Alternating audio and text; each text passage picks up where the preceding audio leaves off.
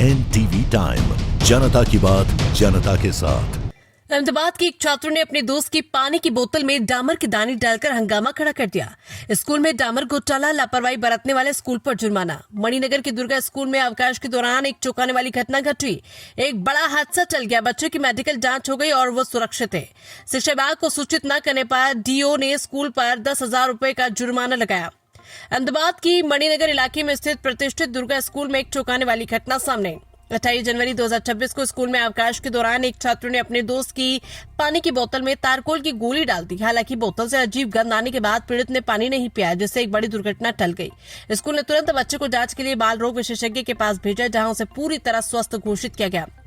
जिला शिक्षा अधिकारी के कार्यालय ने इस मामले में सख्त रुख अपनाया और दुर्गा स्कूल के खिलाफ अनुशासनात्मक कार्रवाई की गई, क्योंकि स्कूल में इतनी गंभीर घटना होने के बावजूद उसने प्रशासन को सूचित नहीं किया। प्रारंभिक जांच के बाद जिला शिक्षा अधिकारी ने स्कूल पर 10,000 रुपए का जुर्माना लगाया और कारण बताओ नोटिस भी जारी किया। अधिकारी ने स्पष्ट कर दिया कि जांच में आगे भी लापरवाही पाए जाने पर सख्त कार्रवाई की जाएगी। इस घटना को सोशल मीडिया पर बोतल में जहर के रूप में प्रचारित किया जा रहा है, जिसका डीओ ने पुरजोर खंडन किया है। मीडियाના માધ્યમથી મોડી સાંજે જાણવા મળ્યું કે દુર્ગા વિદ્યાલયની અંદર 28મી તારીખે એટલે કે લગભગ એક સપ્તાહ પહેલા ધોરણ 6માં એક જ પાટલી પર બેસનારા બે વિદ્યાર્થીઓ જે છે એમના વચ્ચે એક બાબત બની હતી, જેને ધ્યાને લઈ એક બાળકે બીજા બાળકની બોટલમાં જે છે કોઈ ઝેરી કે કેમિકલ, ઝેર કે કેમિકલ એવું કોઈ નહીં, પરંતુ એક ડામરની ગોળી હોય એવું અત્યારે પ્રાથમિક તારણમાં બહાર આવ્યું છે।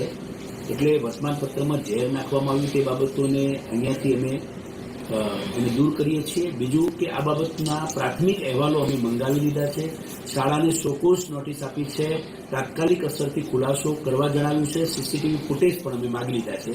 સીસીટીવી ફૂટેજ અને વિગતવાર અહેવાલ આવેથી આગળની બાબતોનો સ્પષ્ટ ખ્યાલ આવશે।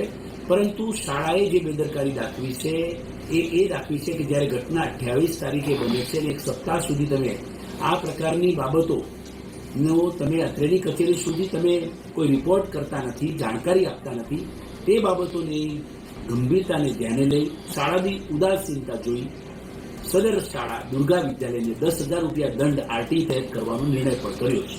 સાથે સાથે વધુમાં વિગતવાર અહેવાલ આવશે, ત્યારબાદ આગળનો નિર્ણય લઈ શકાશે।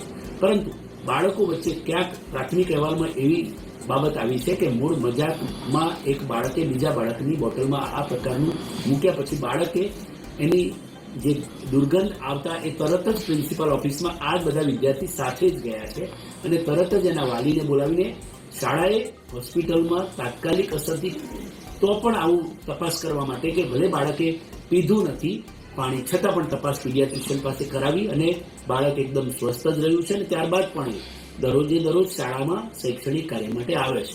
એટલે એ રીતે જોવા જઈએ તો આ ઘટના આ પ્રકારે બનેલી છે, પરંતુ આ બાબતને એવું ચોક્કસ ગંભીરતાપૂર્વક લેવું જોઈએ। એ બાબતનું અમે તમામ શાળાઓને પણ આ સાથે તકેદારીના પગલાં લેવા શિસ્ત સમિતિની શાળા કક્ષાએ જે રચના કરવા બાબતની જે સૂચના આપેલી છે તે પ્રમાણે શાળાઓમાં કામ થાય એ પ્રકારનું પુનઃ અમે તમામ શાળાઓને તાકીદ કરી જાણ આપ કરી। જે દિવસે 7th ડેની ઘટના બની, 7th ડેની ઘટના એક આખી અલગ છે। એ ઘટનાને ધ્યાને લઈ શું બન્યું છે આગળનું આખો ઘટનાક્રમ તમને ખ્યાલ છે। આ ઘટનાને પણ હું ખૂબ નાની છે એવું નહીં કહું, પરંતુ આ ધોરણ 6માં અભ્યાસ કરતા વિદ્યાર્થી હશે અને 23 તારીખને બુધવારે જ્યારે 4 વાગ્યાની રિસેસ પડી ત્યારે વિદ્યાર્થીઓ બહાર ગયા। એમાં આ બે વિદ્યાર્થીઓ વર્ગમાં હજી રિસેસમાંથી બહાર જતા પહેલાં એ વિદ્યાર્થીએ પોતાના ખિસ્સામાંથી એક ડામરની ગોળી જેવું કાઢી અને જે વિદ્યાર્થીની વોટર બેગ ત્યાં પડી હતી એ વોટર બેગની અંદર એણે ગોળી નાખેલી।